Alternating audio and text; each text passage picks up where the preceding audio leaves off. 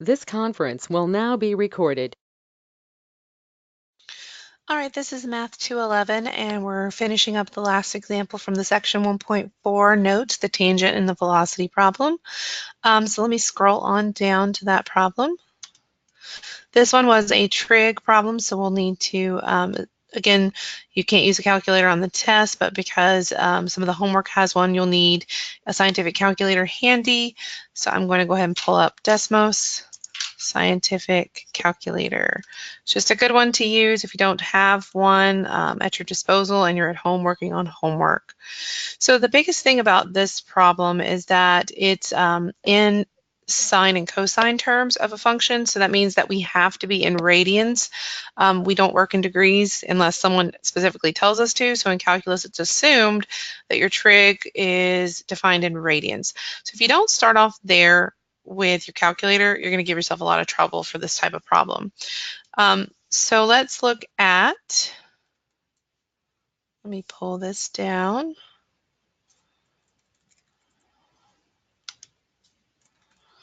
The function that I'm going to type in over here so that I can just easily get my table of values, because usually if you don't see the table there, you're probably going to have to find it yourself.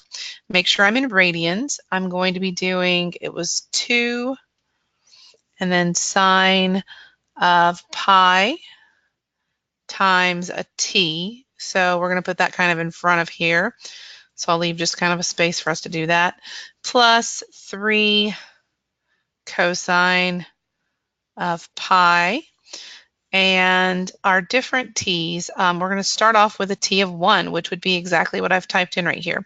So I'm going to go ahead and just make myself a little table of values over to the side so that we can keep up with all this. So we're going to have t's, and then we're going to have s's. I'm just going to go ahead and make a list of what I need.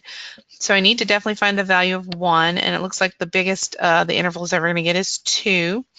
And then I'm kind of working my way down to that essentially. So 1.1, 1.01 is a little smaller, 1.001. And then we'll talk about in a second what do we do for the part B. So I'm going to just type these into the calculator over here, and we're going to write down what we get for the answers on each one. If you put in 1 for your t, that just gives you pi and pi, so that's going to be -3. You could have done that one without the calculator, just knowing your unit circle. We're going to change it to 1.001 in front of each of these. And because that's the times t. And that gives me, I'm going to go to at least, let's do at least 6 decimal places. I don't think it was specific. So that would be -3.006268. So -3.006268. Now we're going to take away one of those zeros inside each of those, make it just negative 1.01. So that gives us -3.061341. And I have a short-term memory, 341. And then we need to do 1.1.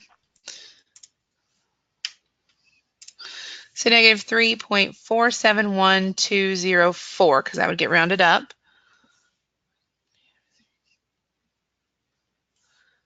And that was 204.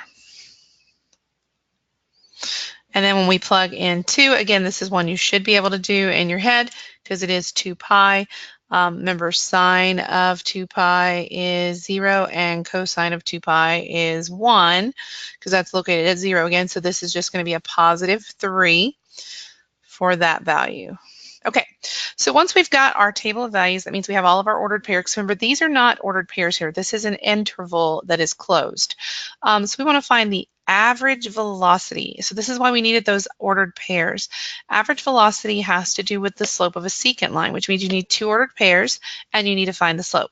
So we're going to be using the 1, -3, and the 2, 3 for our 2 first points. So the slope of this secant line right here is going to be 3 minus -3. over 2 minus 1.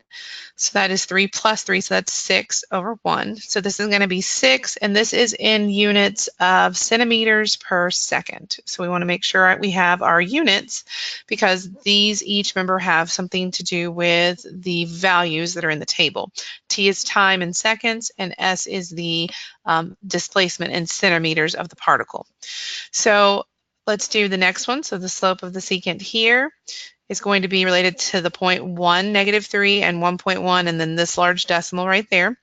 So this is going to be -3.471204 minus a -3 all over 1.1 minus 1. So if you want to get your calculator handy, I don't have all of these memorized. So this would be 3.471204, and that's negative, plus the 3, because it's going to be minus a negative. So pretty much we just get the decimal chunk there. So that's going to be easy if we can recognize that pattern. And on the bottom, we're going to get a 0.1. So let me go ahead and write this down. So we're just going to be dividing this by the 0.1.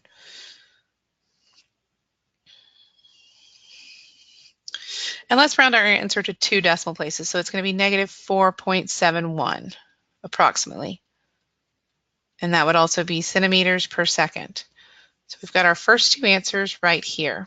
I'm going to do this again. So the slope of the secant line here is based on the point 1.01 and this part, and the 1, -3 again, because we're closing that interval down to 1. We're approaching 1 with our secant lines. So this is -3.061341 minus a -3 all over 1.01 minus 1. You kind of see a pattern here that essentially this is the -3, this is the +3. They cancel, but you still have more negative because you're decimal. So -0.061341 divided by 0.01. So let's do that on our calculator real quick, which actually we don't need to. That's just going to move it 2 places to the left on each of these. Remember that little trick I showed you in class? If you've got decimals in your fraction, move it the number of places to get rid of it and do the same thing on top. So this is just -6.13 if we go to 2 decimal places. And then the last one in part A, we're going to be doing the slope of the secant line that is the closest we have decided to get, which is the point right here. So this is going to be -3.006268 minus the -3 all over 1.001 minus 1. This is going to give me -0.006268 over 0.001. Again, we can just shift those decimals instead of having to worry with a calculator. 3 places on each one. So that is -6.27 if we round to 2 decimal places, centimeters per second, and that's negative. So that is how we approach this from the average velocity situation. Now, there is going to be a better way to get instantaneous velocity. We just don't know it yet. So that's going to be coming this week, in fact, in our notes.